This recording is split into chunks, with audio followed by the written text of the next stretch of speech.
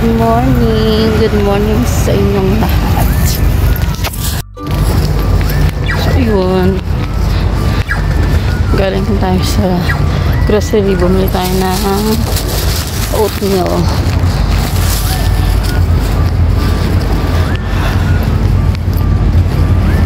Actually, hindi naman talaga to yung bibili. Kasi naghahanap ako ng ano. Galing kasi ako, actually, galing ako sa ano, sa Tampines Interchange. Naghahanap ako ng mapapaload doon. So, hindi pa ano ka. Ang kaso, hindi pa open yung ano, yung shop doon kanina. And ang ginawa ko, umuwi na lang ako. Wala nga naman nahintayin ko, may gagawin pa ako sa bahay. So yan, pag uwi ko, hindi, nag-stop ako dun sa may bus stop. Pumunta ako sa grocery to check kung mayroong mga ano, may mga Simba or TPG stores doon. So wala akong nahanap. Magbibiling-biling ako, may nakita akong ano, oatmeal, which is yun naman, kailangan ko naman talaga yun. And also nakita ko sale sila, so binili ko na.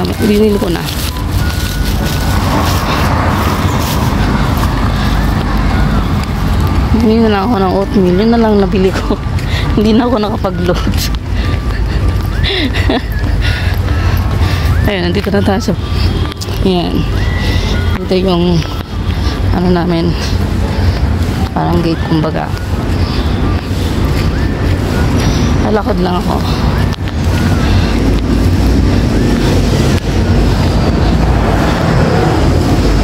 Yun yung pahay. Ayun, na-share ko lang. Natatawa lang ako. Anong oras na?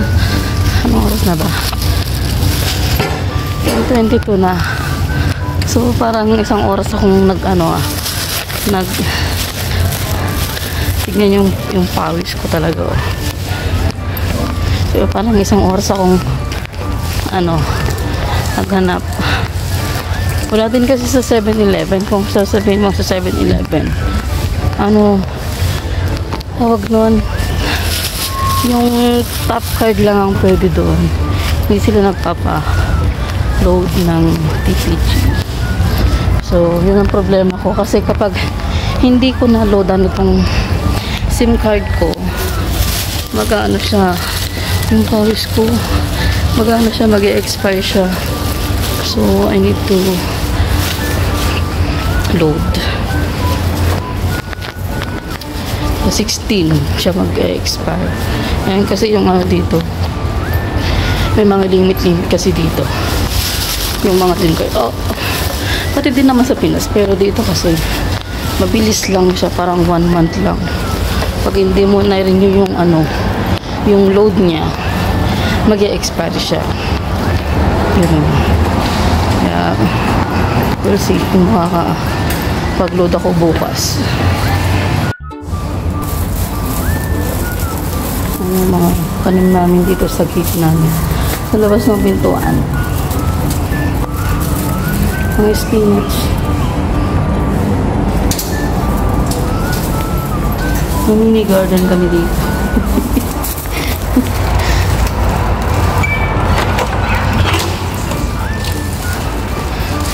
Okay.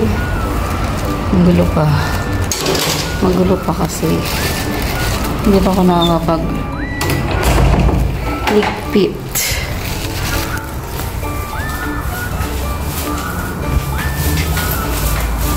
Diba? Nakikita niyo ang alawalas ng bahay namin. Mga laruan ng bata nandyan pa. Diba? Para sa akin, mas maganda talaga yung malaki ang bahay. Mas madali siyang lumisan kaysa sa maliit na masikip naman, tapos ang daming abubot. Ang hirap lumisan yung ganun.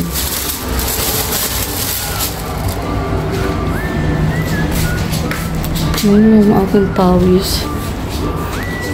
And dito yung aking mga nilalabahan. Actually, nagsalang na ako kanina. Naran ko na yan. Lalagay ko na lang sa dryer.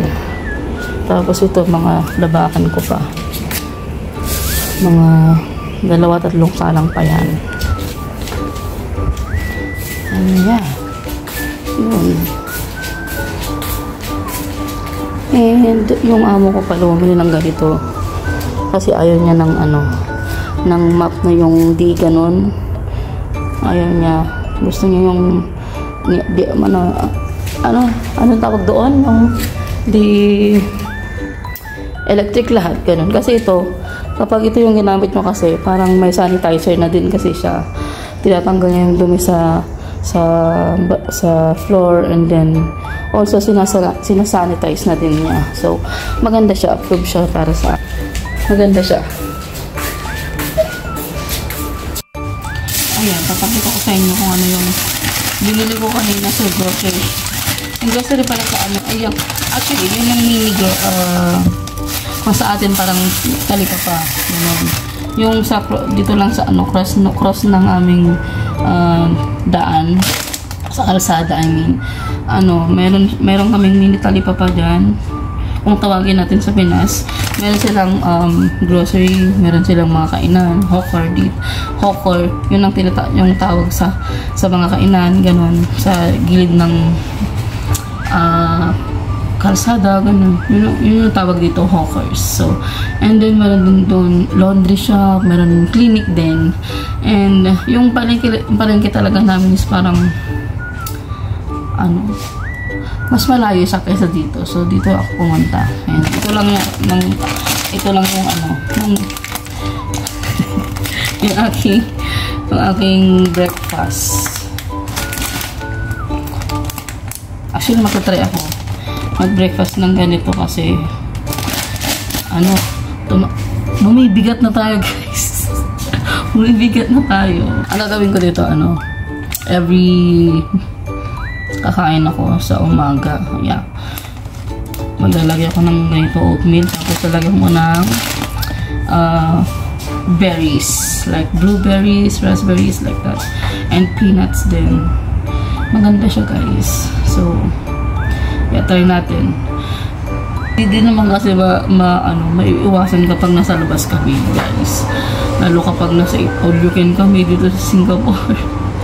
And also kapag may mga pagkain yung bata na yung titikman lang talaga, susubo lang talaga, tapos ayaw na ng mga bata. So, pero minsan napipilit ko sila. Pag pinapagalitan ko sila, pinakain din nila kasi hindi naman maganda yung maging mapili sila sa pagkain, diba? So, ang inaalala ko lang kasi kapag wala na ako dito, we never know, diba? So, pag wala na ako dito, hindi mahirapan yung mga magulang nila to napakainin sila, ganun. So, yun, yung tinitrain ko sa kanila. Wala na akong problema sa mga bata kasi sa pagkain lang talaga ma-sailan sila. Ngayon pala ako nakita ang bamboo suit sa grocery noong last week pa to nilagay ko lang sa fridge. And okay pa naman. Malayo pa sa style. Ayan. So siguro ito yung lulutuin kong pagkain ko ngayon. Ngayong tanghalian. Nalagyan ko na lang ng Actually, may tokwa kami dyan. Hindi na ako magkakanin. Nalagyan ko siya ng tokwa.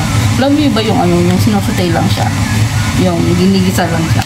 Favorite ko yun. Favorite na favorite. Lalo sa probinsya doon. Kapag nag-uulan na, tutubo na yung mga yung mga labong, ganun. So, yun. Yun ang gusto ko kapag nasa probinsya ako. Kahit yung yung ginsang nilabong. Sarap. Famous ko yun.